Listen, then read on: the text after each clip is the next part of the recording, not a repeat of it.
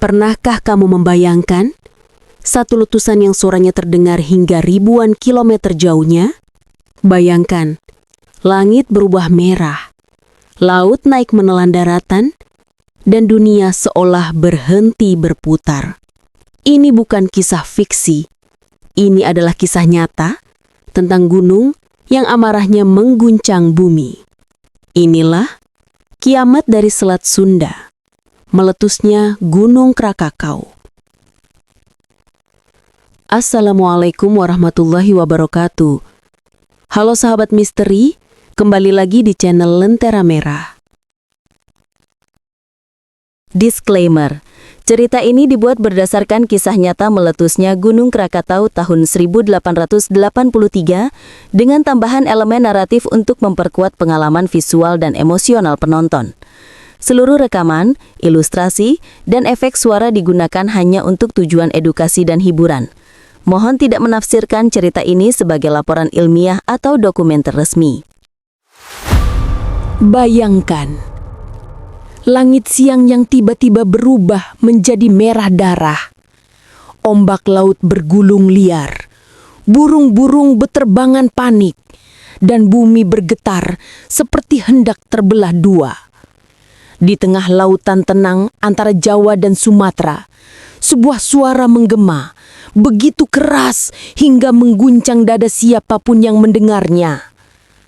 Ledakan itu bukan perang, bukan juga petir dari langit. Itu adalah suara dari perut bumi, suara kemarahan alam. Malam itu, orang-orang di pesisir Selat Sunda terbangun dalam ketakutan. Dari kejauhan, cahaya merah menyala di cakrawala. Beberapa berbisik, apakah ini akhir dunia? Suara gemuruh makin keras, seperti ribuan meriam ditembakkan bersamaan. Hewan-hewan berlarian, air laut surut tiba-tiba, memperlihatkan dasar laut yang belum pernah terlihat sebelumnya. Detik itu juga, tak ada yang tahu bahwa mereka sedang menyaksikan awal dari bencana terbesar yang pernah tercatat di sejarah manusia. Sebuah letusan yang akan membuat dunia gelap, dan namanya akan dikenang selamanya, Krakatau.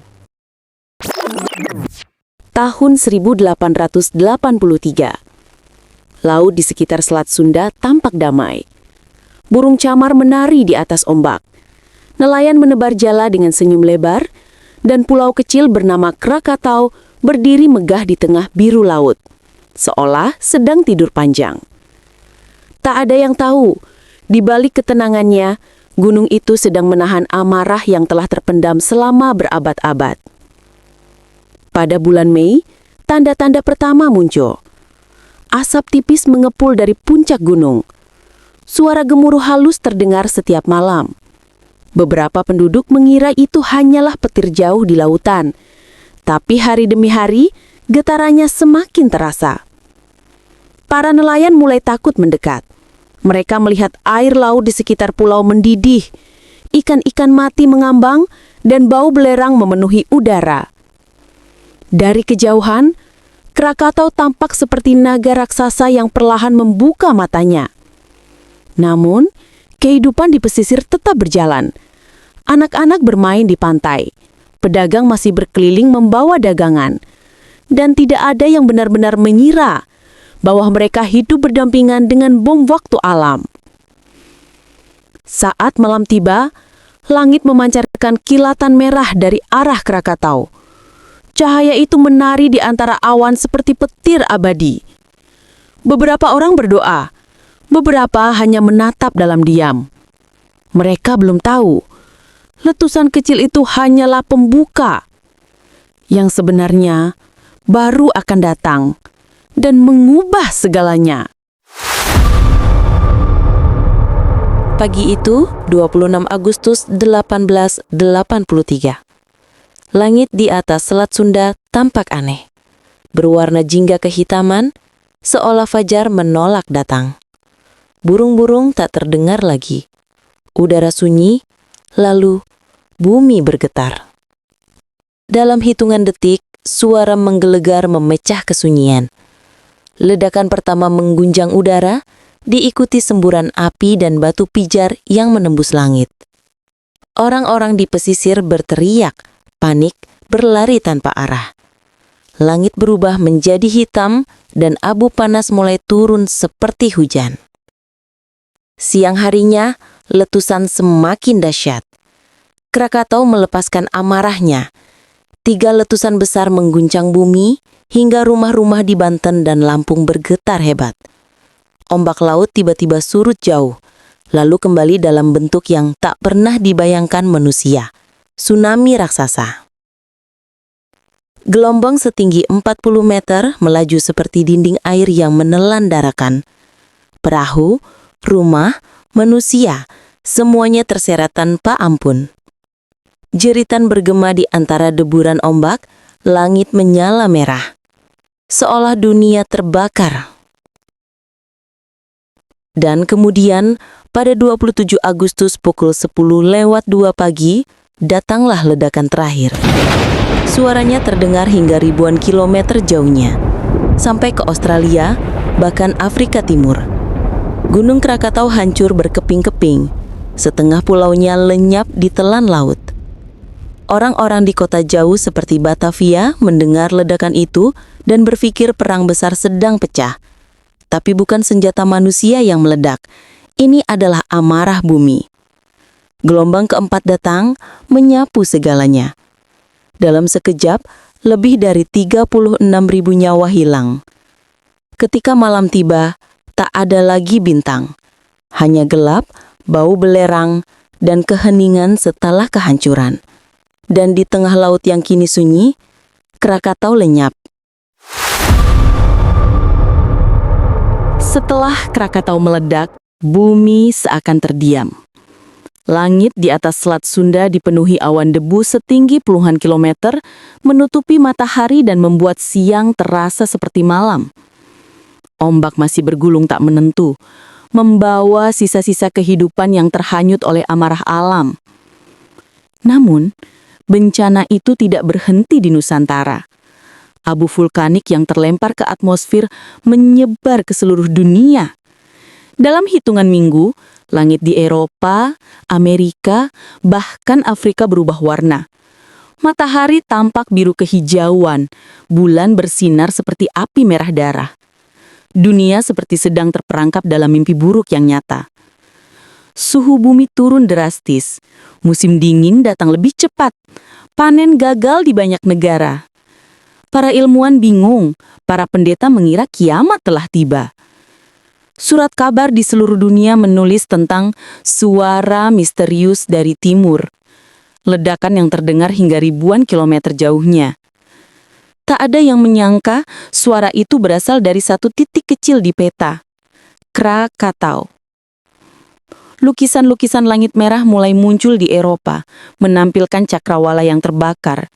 Bahkan lukisan terkenal The Scream, karya Edvard Munch, dipercaya terinspirasi dari cahaya merah yang dihasilkan oleh Abu Krakatau. Alam telah menciptakan karya seni paling menakutkan, dengan nyawa manusia sebagai harganya. Selama berbulan-bulan, dunia hidup dalam bayang-bayang Krakatau. Dan di tengah kegelapan itu, bumi seperti sedang berduka, meratapi amarahnya sendiri. Tahun-tahun berlalu, laut di Selat Sunda kembali tenang, hanya menyisakan pulau-pulau kecil yang tersisa dari tubuh Krakatau yang hancur. Angin berhembus pelan membawa aroma belerang yang samar, seolah bumi belum sepenuhnya melupakan amarahnya. Para pelaut yang melintas sering menceritakan kisah aneh. Kadang mereka melihat gelembung besar muncul dari laut, kadang muncul asap tipis dari dasar perairan. Krakatau masih hidup, kata mereka. Tapi tak ada yang percaya. Siapa yang bisa hidup setelah letusan sebesar itu? Lalu, pada tahun 1927, laut di lokasi bekas Krakatau bergolak kembali. Dari kedalamannya muncul sesuatu, sebuah pulau kecil, hitam, dan berasap. Orang-orang menyebutnya anak Krakatau, bayi dari gunung yang pernah mengguncang dunia. Pulau itu terus tumbuh, sedikit demi sedikit, seperti anak yang mewarisi darah ayahnya. Dari waktu ke waktu, anak Krakatau mengeluarkan letusan kecil, semburan abu, dan getaran halus yang bisa dirasakan hingga ke pesisir. Para ilmuwan datang, meneliti, tapi juga waspada, karena mereka tahu darah yang mengalir di perut gunung itu masih sama, darah magma, panas, dan berbahaya. Di bawah laut yang tenang, api itu masih menyala, menunggu waktu untuk berbicara lagi. Kini, lebih dari seabad telah berlalu sejak suara menggelegar dari Selat Sunda itu mengguncang dunia. Krakatau telah menjadi legenda, kisah yang diceritakan turun-temurun, sebuah nama yang membuat manusia menatap langit dengan rasa hormat dan takut yang sama. Di tengah laut biru itu, anak Krakatau masih berdiri, mengepulkan asapnya perlahan, seolah mengingatkan kita bahwa alam belum selesai berbicara. Setiap getaran kecil yang terasa di tanah, setiap semburan abu yang menodai langit, adalah bisikan dari masa lalu, dari sebuah letusan yang pernah membuat dunia bertekuk lutut. Krakatau mengajarkan satu hal: manusia bisa membangun kota, menciptakan teknologi, bahkan menembus angkasa. Tapi di hadapan alam, kita tetap kecil. Sekuat apapun kita mencoba menguasainya, bumi selalu punya cara untuk mengingatkan siapa yang sebenarnya berkuasa. Malam di Selat Sunda kini tampak tenang. Ombak berkilau di bawah sinar bulan. Angin membawa aroma laut yang damai. Namun bagi mereka yang tahu sejarahnya, setiap desir angin terasa seperti napas dari gunung tua yang pernah menelan ribuan jiwa. Dan di kejauhan sana, di balik kabut tipis, sebuah gunung kecil berdiri. Hitam, berasap, dan hidup. Anak Krakatau menatap dunia dalam diam, menunggu waktu, kapan kisahnya akan terulang lagi. Dari abu kehancuran, lahir kembali api kehidupan. Krakatau telah tiada, tapi anak Krakatau terus berdiri, mengingatkan kita bahwa alam punya kekuatan yang tak bisa diremehkan. Jika kamu terkesan dengan kisah ini, jangan lupa untuk like, share, dan subscribe agar kamu tidak ketinggalan kisah-kisah sejarah luar biasa lainnya dari bumi kita yang penuh misteri. Sampai jumpa di video berikutnya, dan ingatlah, setiap legenda selalu meninggalkan jejaknya di dunia nyata.